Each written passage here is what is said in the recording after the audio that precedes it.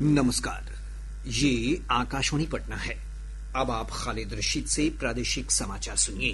पहले मुख्य समाचार। मतदाता सूची के विशेष गहन पुनरीक्षण एसआईआर के मुद्दे को लेकर बिहार विधानमंडल और संसद में विपक्षी दलों का हंगामा लगातार तीसरे दिन जारी।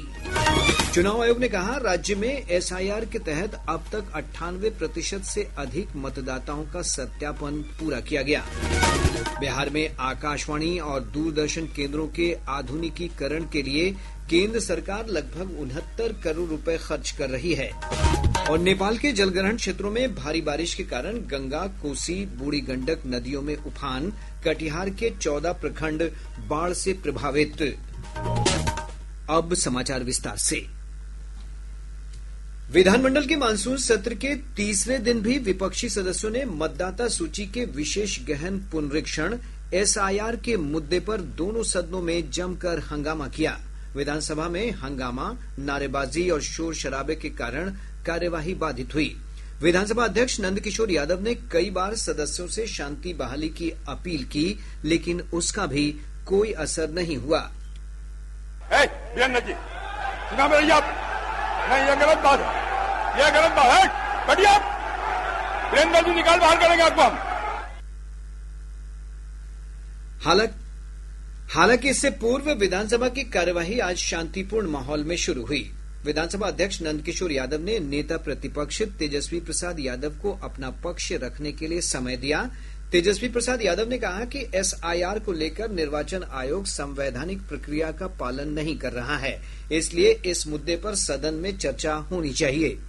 उन्होंने कहा कि एसआईआर को लेकर सुप्रीम कोर्ट में मामला चल रहा है। आयोग की ओर से सुप्रीम कोर्ट में कल एक हलफनामा भी दायर किया गया, जिसमें इस बात का कहीं उल्लेख नहीं है कि मतदाता सूची में बांग्लादेशी, नेपाली और म्यांमार के नागरिक मिले हैं। एसआईआर का विरोध नहीं करते, लेकिन जो प्रक्रिया, जो पारदर्शिता होनी चाहिए, ईमानदारी से निष्पक्ष होकर के चुनाव आयोग को काम करना चाहिए था, वो ये काम नहीं कर रही। इसका हम इस सदन में हम खंडन करते हैं। शर्म की बात है कि अभी भी इतना बड़ा ड्राइव एसआईआर का चल रहा है और इलेक्शन कमिश्नर अब तक जो है प्रेस कॉन्फ्रेंस करके अपने पक्ष को नहीं रखे हैं और सूत्रों से खबर मिलती रही है।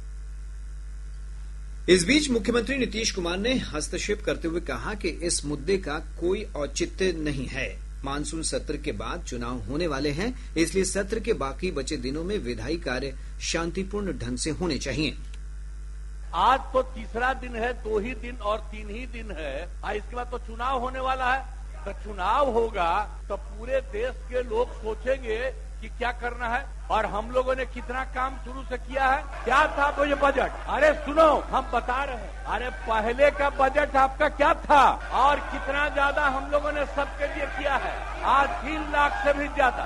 और केंद्र सरकार ने भी काफी मदद कर रही है और मिल करके बिहार में जो चीज की कोई कमी थी, हम लोग चारों तरफ घूम करके देखे हैं और जहां कोई कमी थी उसको भी कर दिया और एक एक काम हम लोग कर रहे हैं। मुख्यमंत्री के वक्तव्य के बाद राजद के भाई वीरेंद्र ने आपत्तिजनक टिप्पणी कर दी। इस पर विधानसभा अध्यक्ष नंदकिशोर यादव ने उनसे खेद प्रकट करने को कहा। अध्यक्ष ने कहा कि जब तक वे अपनी टिप्पणी के लिए खेद नहीं प्रकट करेंगे, तब तक सदन की कार्यवाही नहीं चलेगी।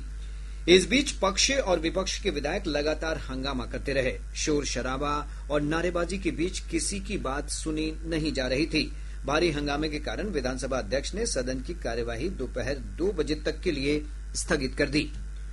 भोजन अवकाश के बाद भी हंगामा और शोर शराबा जारी रहा। विपक्षी सदस्यों के सदन से वॉकआउट के बाद विधानसभा ने आज 6 विधेयकों को पारित कर दिया। इनमें जननायक कर्पूरी ठाकुर कौशल विश्वविद्यालय विधेयक 2025, बिहार कृषि विश्वविद्यालय संशोधन विधेयक, बिहार प्लेटफॉर्म आधारित गिग कामगार निबंधन सामाजिक सुरक्षा और कल्याण विधेयक 2025, बिहार दुकान और प्रतिष्ठान रोजगार विनियमन और सेवा शर्त विधेयक और बिहार कारखाना संशोधन विधेयक शामिल हैं। विधायी कार्य निपटाए जाने के बाद अध्यक्ष ने कल पूर्वाह्न 11 बजे तक के लिए विधानसभा की कार्यवाही स्थगित कर दी। इधर विधान परिषद में भी एसआईआर पर विपक्षी सदस्यों के हंगामे के कारण कार्यवाही दिन भर बाधित रही। राज्य में चल रहे मतदाता सूची के गहन पुनरीक्षण का कार्य अब पूरा होने के करीब है। अभियान के तहत 20 लाख मृतकों के नाम भी सूची में पाए गए हैं।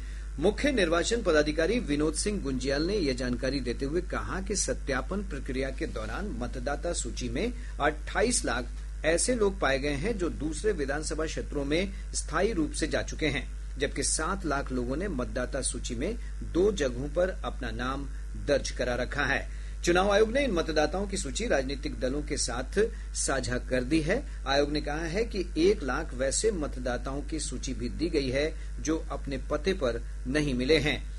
श्री गुंजियाल ने बताया कि अब तक 98.01% मतदाताओं का सत्यापन कार्य पूरा कर लिया गया है। आयोग ने कहा कि 7 करोड़ 17 लाख से अधिक गणना फॉर्म एकत्र किए गए हैं। अब केवल 15 लाख मतदाताओं को ही अपने फॉर्म जमा कराने हैं। इधर लोकसभा और राज्यसभा की कार्यवाही भी बिहार में विशेष गहन पुनरीक्षण और अन्य मुद्दों पर विपक्षी सदस्यों की नारेबाजी के बीच कल तक के लिए स्थगित कर दी गई। लोकसभा में प्रश्नकाल के दौरान भी विपक्षी सदस्यों का हंगामा जारी रहा। अध्यक्ष ओम बिरला ने विपक्ष से प्रश्नकाल चलने देने की अपील करते हुए कहा कि देश की जनता उनके आचरण पर नजर रख रही है। मैं पुनः कहना चाहता हूं, सदन में तख्तियां लेकर आने वालों पर मुझे निर्णायक कार्रवाई करनी पड़ेगी। आप जाइए, सदन में बैठिए, मुद्दों पर चर्चा करिए। प्रश्नकाल पर हर मुद्दों पर, हर विषय पर नियम प्रक्रियाओं के तहत आपको चर्चा और संवाद करने का पर्याप्त अवसर दिया जाएगा। शोरगुल के बीच ही रेल मंत्री अश्विनी वैष्णव ने बिहार में रेलवे परियोजनाओं से संबंधित एक प्रश्न के उत्तर में बताया कि पिछले 11 वर्षों में बिहार को रेल परियोजनाओं के लिए दिए जाने वाले बजटीय आवंटन में 9 गुना वृद्धि की गई है। बिहार में जहां 11 वर्ष पहले मात्र 1132 करोड़ रुपए पर एनम बजट का एलोकेशन होता था, वहां प्रधानमंत्री श्री नरेंद्र मोदी जी ने आकर बिहार के लिए रेलवे के बजट को 9 गुना बढ़ाकर 10,000 करोड़ रुपए का बजट दिया है। केंद्रीय मंत्री गिरिराज सिंह ने विपक्ष के व्यवहार पर चिंता व्यक्त की है। संसद के बाहर मीडिया से बातचीत में उन्होंने आरोप लगाया कि विपक्ष जानबूझकर भ्रम फैलाने की कोशिश कर रहा है।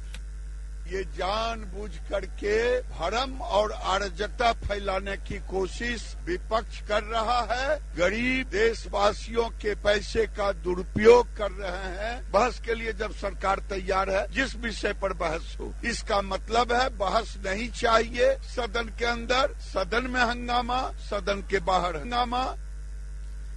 लोजपा रामविलास के अध्यक्ष और केंद्रीय मंत्री चिराग पासवान ने कहा है कि एसआईआर को लेकर विपक्ष ओछी राजनीति कर रहा है। संसद परिसर में संवाददाताओं से बातचीत करते हुए श्री पासवान ने कहा कि एसआईआर लोकतंत्र को मजबूत बनाने के लिए किया जा रहा है।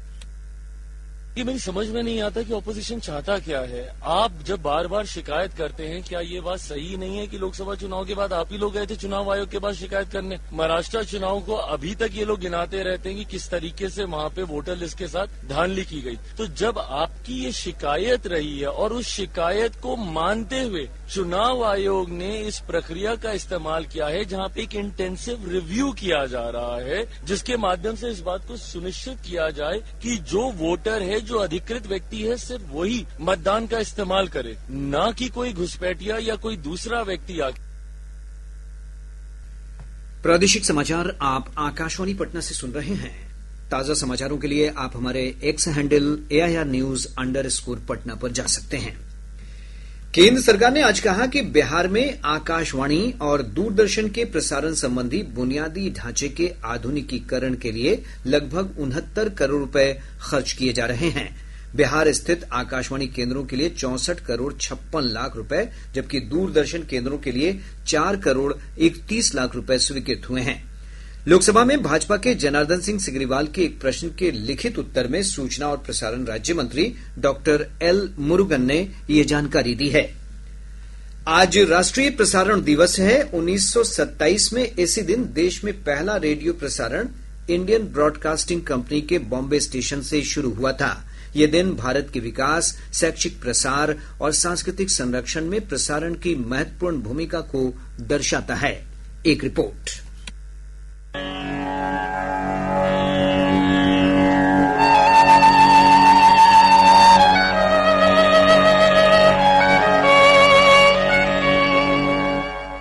स्वतंत्रता संग्राम के दौरान रेडियो ने जन जन तक पहुंचने वाले एक प्रभावी साधन के रूप में अपनी जगह मजबूत की। स्वतंत्रता के बाद यह माध्यम साक्षरता, स्वास्थ्य जागरूकता और कृषि ज्ञान को बढ़ावा देने में सहायक सिद्ध हुआ। 1956 में प्रसारक का नाम आकाशवाणी हो गया। पिछले कुछ वर्षों में आकाशवाणी ने social media handle, news on AIR mobile app, podcast series के माध्यम से डिजिटल क्षेत्र में अपनी पहुंच बढ़ाई है। इस अवसर पर प्रसार भारती के अध्यक्ष नवनीत कुमार सहगल ने कहा कि आकाशवाणी वर्षों से शिक्षा, सूचना और मनोरंजन को बढ़ावा देने में महत्वपूर्ण भूमिका निभा रहा है। आकाशवाणी की 90 वर्ष की यह यात्रा किसी वट वृक्ष की तरह रही है, जिसकी जड़ें इतिहास में हैं और शाखाएं हमारे सपनों की साथ विस्तार पा रही हैं। 90 वर्ष में आकाशवाणी ने जो कुछ रचा वह एक प्रसारण नहीं है, बल्कि एक संस्कृति की तरह है। आकाशवाणी लगभग 23 भाषाओं में 182 बोलियों में प्रसारित करता है। प्रसार भारती के CEO गौरव द्विवेदी ने कहा कि 90 वर्ष पुरानी राष्ट्रीय धरोहर के रूप में आकाशवाणी आज भी मजबूती से आगे बढ़ रहा है। Over the last 9 decades, Akashvani has been reaching out to loyal listeners, offering information, education and healthy entertainment. Akashvani की महानिदेशक डॉक्टर प्रज्ञा पालीवाल गौड़ ने कहा कि भारतीय प्रसारण की यात्रा परिवर्तनकारी और राष्ट्र निर्माणकारी रही है। Akashvani is now available on Waves OTT, a major leap towards anytime, anywhere listening. Public broadcasting must not only reflect society but also anticipate its needs. अपनी स्थापना के बाद से आकाशवाणी ने राष्ट्र के लोगों से संवाद किया है और जनता को सूचित, शिक्षित और मनोरंजन करने तथा बहुजन हिताय, बहुजन सुखाय के अपने आदर्श वाक्य पर खरा उतरने का प्रयास किया है। अमन यादव, आकाशवाणी समाचार, दिल्ली।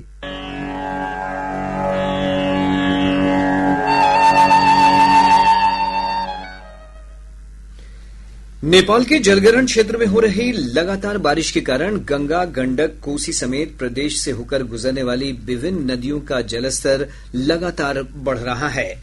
कटिहार जिले में विभिन्न नदियों में आए उफान के कारण 14 प्रखंडों में बाढ़ का खतरा मंडराने लगा है। इसे देखते हुए अलर्ट घोषित किया गया है। एक रिपोर्ट।